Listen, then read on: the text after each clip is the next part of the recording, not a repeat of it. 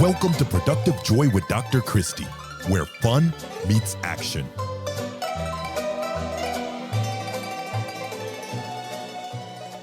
Hi, friends. Welcome to Productive Joy. I am so excited that you have chosen to listen today, and I have a fabulous guest who you are just going to absolutely fall in love with. But before I introduce her to you, I want to make sure that you're doing a couple things. One, you've got to be following this podcast because you need to know when new episodes drop and brilliant people like Erin are sharing their life story with us.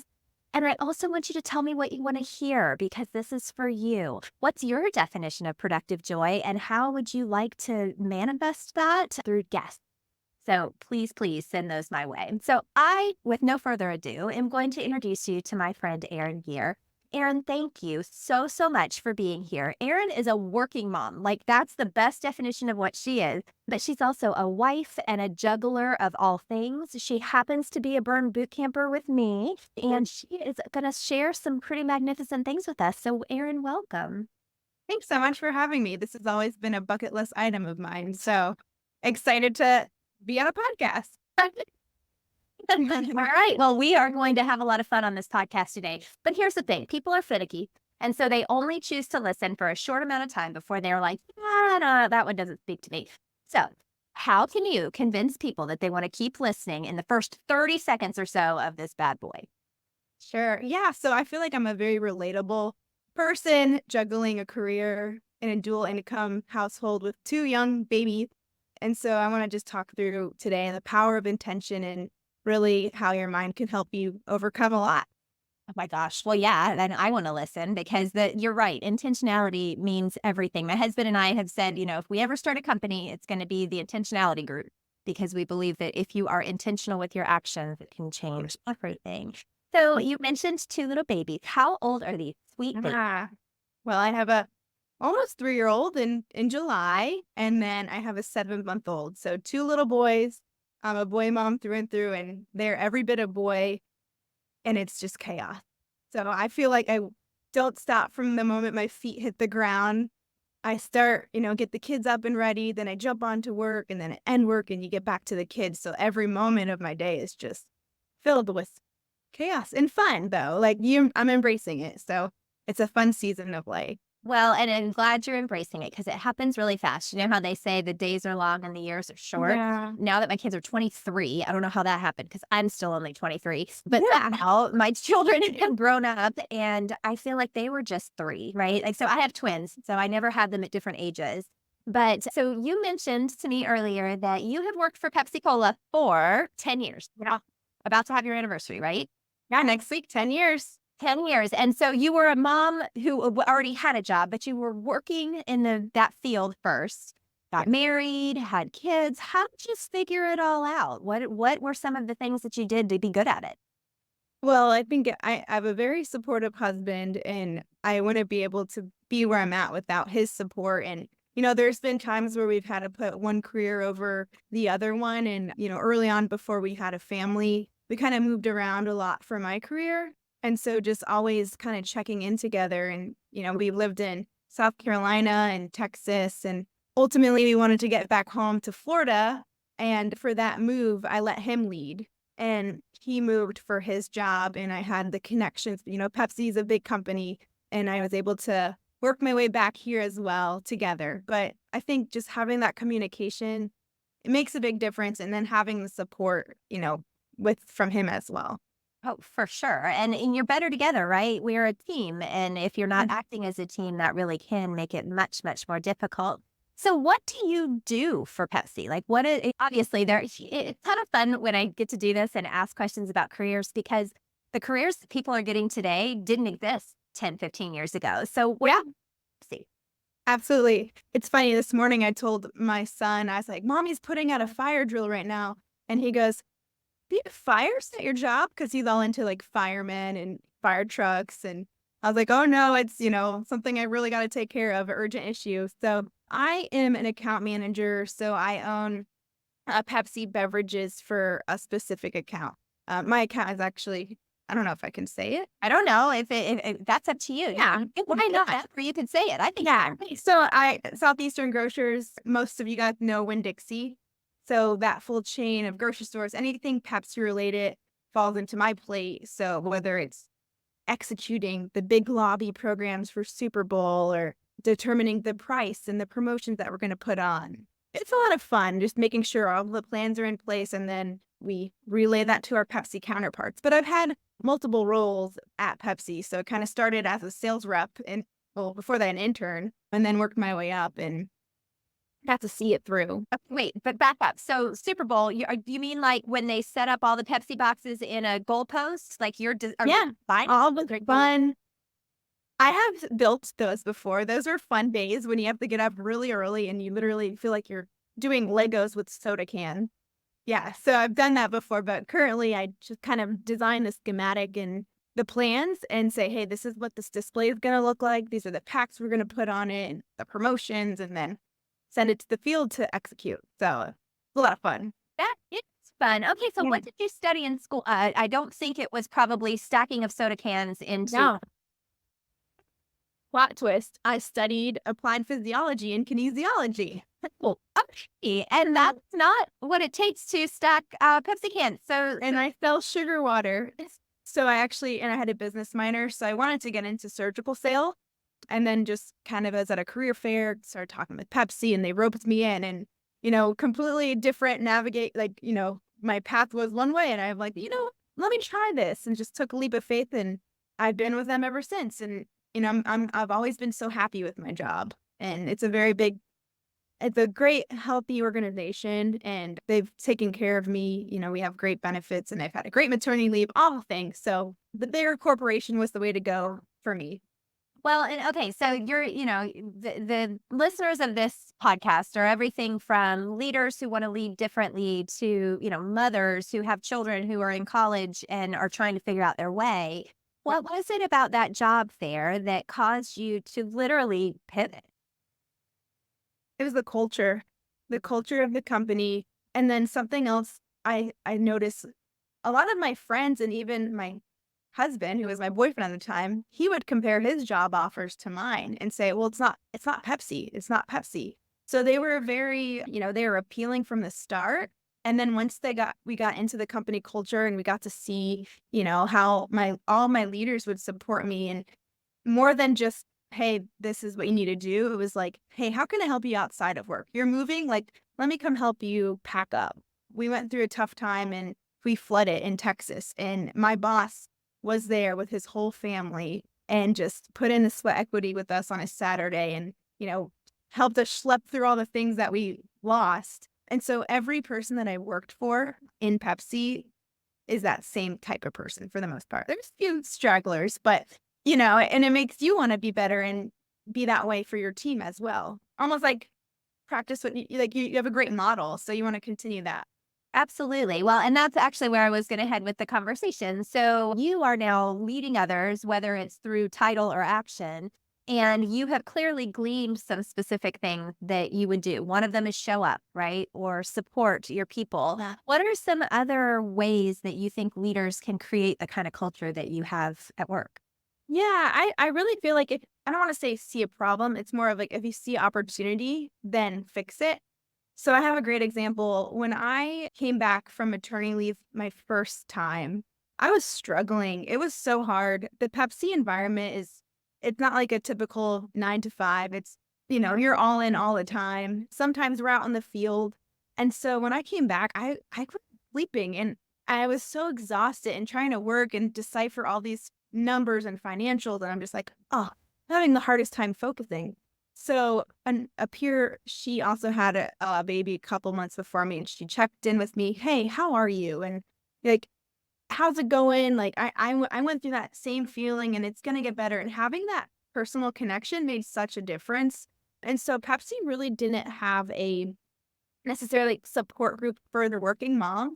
So me and another mom at Pepsi created Parents of Pepsi when I came back from maternity leave. So that's like one of my favorite elements, one of my side projects that I work on. And so we're year 2 into Parents of Pepsi and it's growing and we're having a lot of success in helping other parents who are, kind of in our same boat, no matter the stage of life. We started with infants, but as we've kind of navigated through, we learned, some people need help with how do you send your kids to college? And we're virtual sometimes, and it's like you don't have that connection. You almost don't have the coworkers on the day to day, but now we have a community of others that we're able to connect with and bridge that gap together.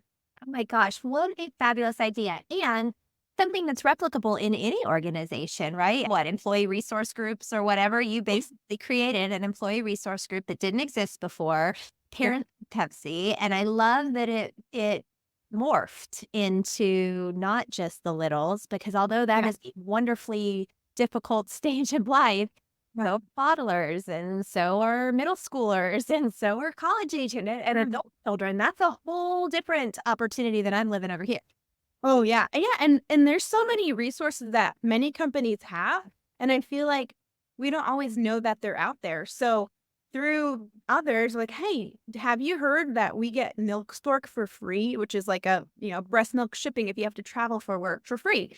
"Hey, do you know we have access to sleep coaches?" And there's just so many benefits that we really are trying to make a one-stop shop to make others like, "Hey, how can we make it easier for them?"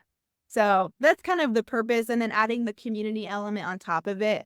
But yeah, that's one of my passion projects. Oh my gosh, I love it. And how often do you all meet as a group? And is it always everybody, or do you now niche down to, okay, this is for the mom for the litter? Yeah, we have a larger group. It's close to 200 individuals, and we launched in the South Division. There's 4 divisions at Pepsi, so I'm excited. The West Division out in, California area, they are trying to implement something similar. So it's like, yeah, it's growing. So we meet as a group. We try and do it quarterly. The funny thing is, myself and all of the kind of co-leads, in the last year, there's 4 of us total. We all ended up having a baby. So we're practicing what we're preaching. We're really living parents of Pepsi. So as the last one just returned a couple weeks ago, we're gonna, schedule a quarterly call, and we do meet monthly in our subcommittees too. Oh my gosh, that is such a fabulous good job for seeing a need and filling a need and recognizing that, hey, this doesn't exist yet, but it could, and let's make that happen. I think that's the lesson here is that we might not have control, but we have a whole lot of influence. And you're surrounded by leaders who were willing to let you influence the space. That's awesome.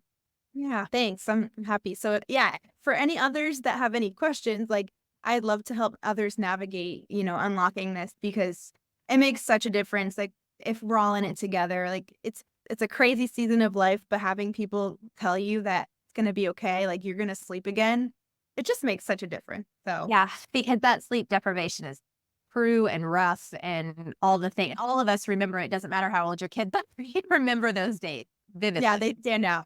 Yeah, for sure, for sure. So how would somebody get in touch with you, Erin? If somebody wanted to say, "Hey, I want to start this in my company and I don't know how to do it," how would they get in touch with you? Yeah, I'm happy to provide my email if you want to share that. And then I'm also on Instagram. It's Erin Gear 92.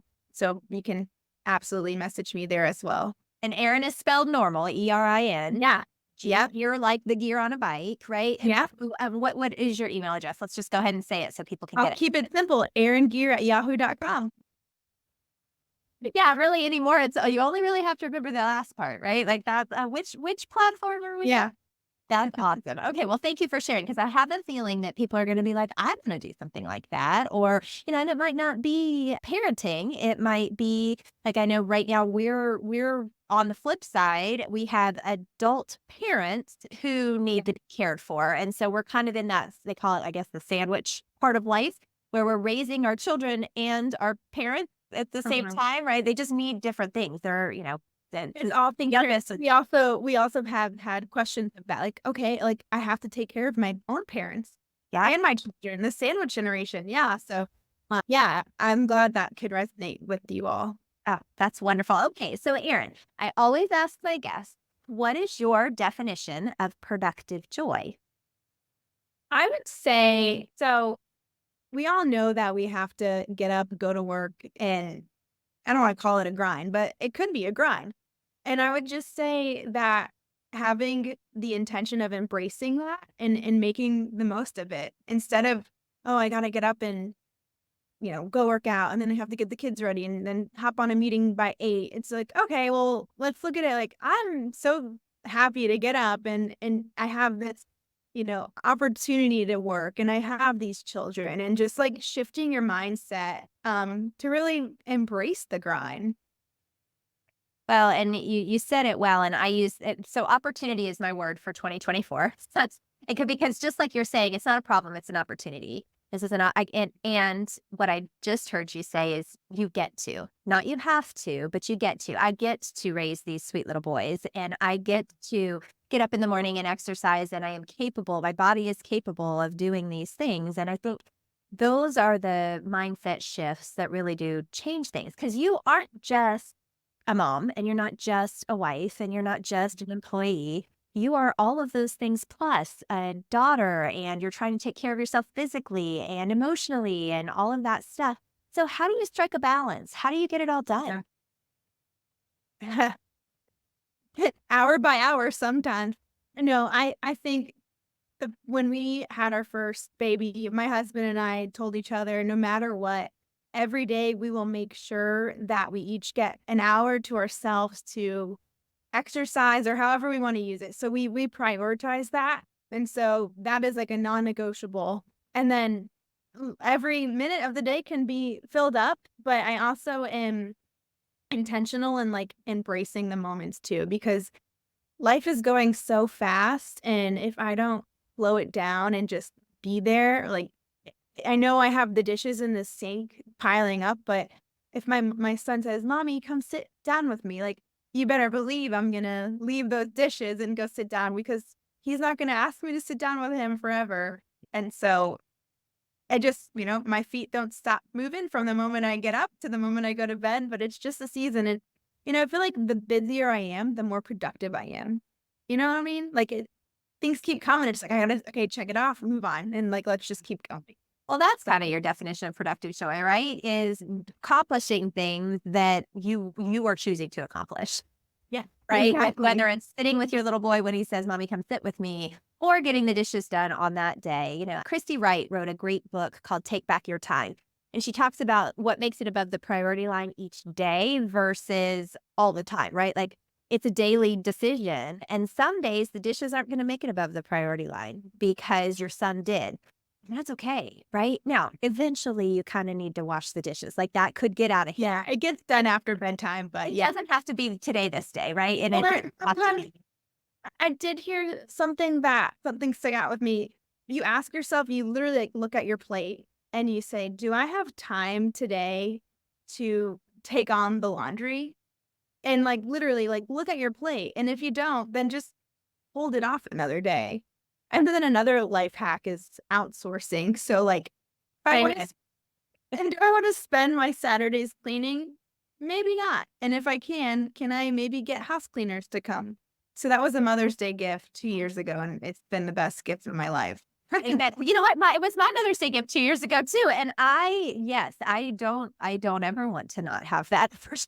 No, no, I would rather sacrifice, Target runs than Yeah. my cleaners. So Yes, um, for sure. Yeah, prioritization. yeah, absolutely. Do what you can to get the help that you need. Well, and I think that's very solid advice because we do run hard and we go fast and we miss a lot because we're running so hard and so fast that we're not looking Yeah. or taking in the scenery. So I'm going to take us in an interesting direction because I learned just last week that well, actually, Sunday, Saturday, you finished a triathlon. Yeah. Tell us, what was the impetus? You mentioned you get an hour a day to yourself. So clearly you did some training then. Why a triathlon? Why did you decide that was something you wanted to tackle when you have a 7-month-old? That's exactly why. It was a good goal for me to work towards postpartum. I've ran some races before. My husband, he can jump off the couch and run a half marathon. So I wanted to do something different, and we're both very competitive. And so I'm like, well, I'm going to make the triathlon my thing. And so I've always wanted to do one. I was nervous about biking because I've ran, I've never biked. And then I also grew up swimming. So I was comfortable with that component. And then another fun driver of why is my day is noisy, constant calls, work, kids, yeah, my ears are ringing at all times. So I really just want it quiet, and I want it to be underwater swimming in the pool. So So I joined a master's club swim team and I was like, this is exactly what I need. And I go, at night, like once or twice a week, not even that much, and just get that quiet. I can actually hear my thoughts. And so I squeeze that in, but once a week, it's from 7:30 to 8:30. And I'm so tired when I get home, but I sleep really well after. I bet you do. I bet you do. Yeah. So that's like a combination of why. And I had so much fun with it that I signed up the day after the race for another one. And then my husband signed up for one too. So now I can't, now he's going to compete with me.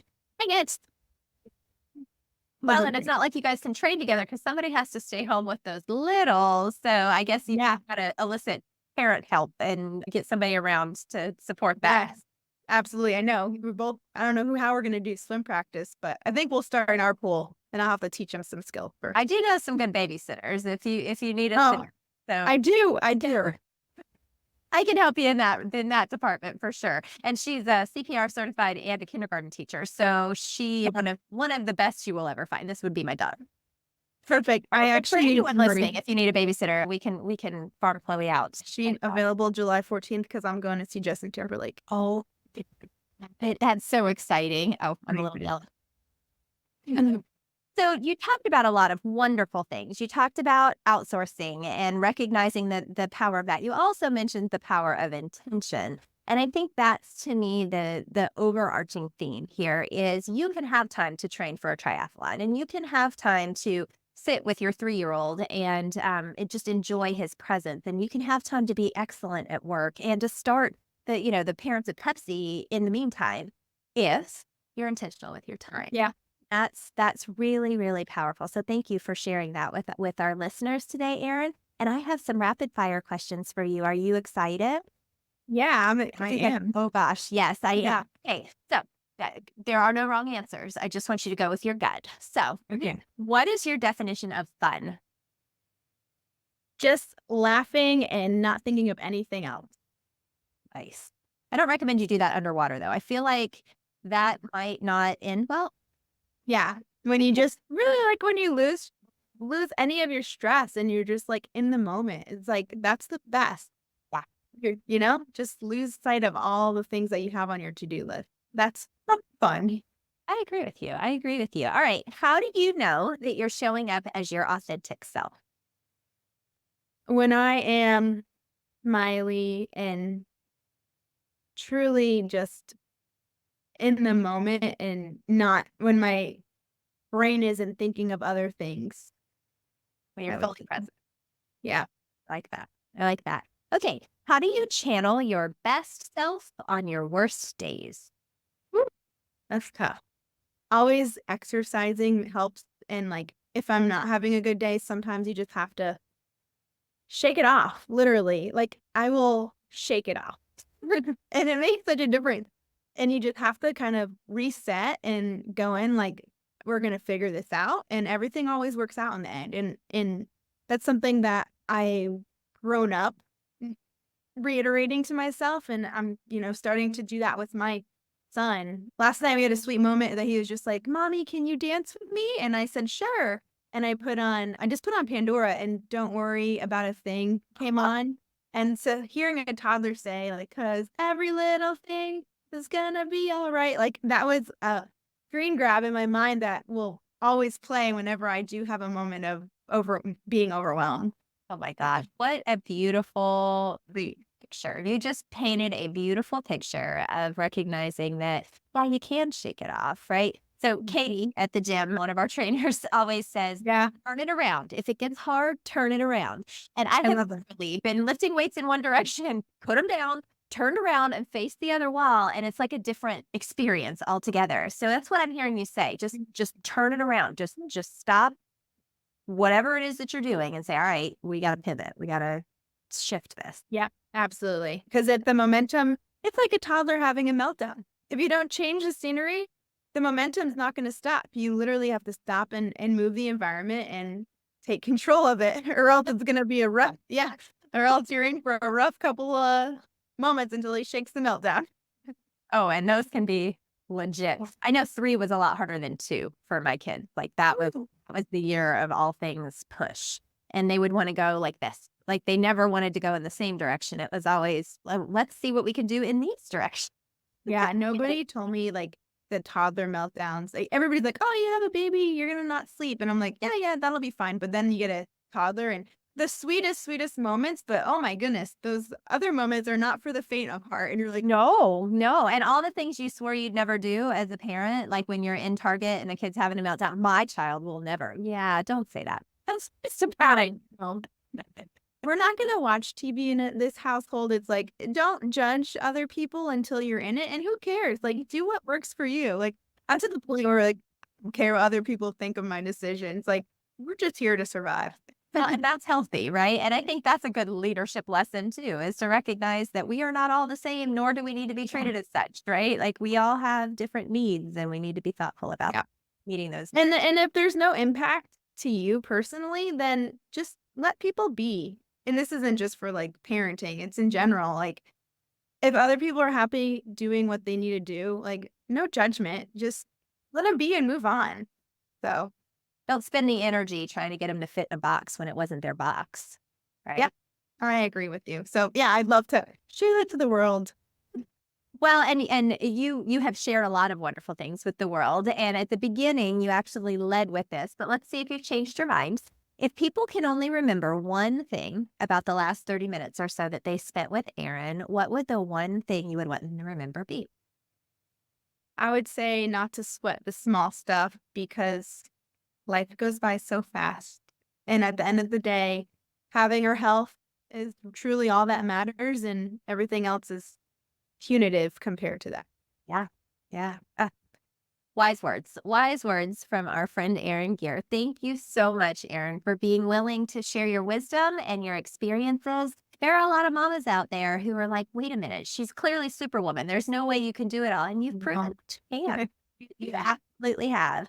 So thank you for your time today. And listeners, thank you so much for sticking around, for experiencing this fabulous woman and all of her wisdom. And as always, our whole goal with Productive Joy is that you find something that you can use right away. So what's your something? Take a minute to think about. Is it the power of intention?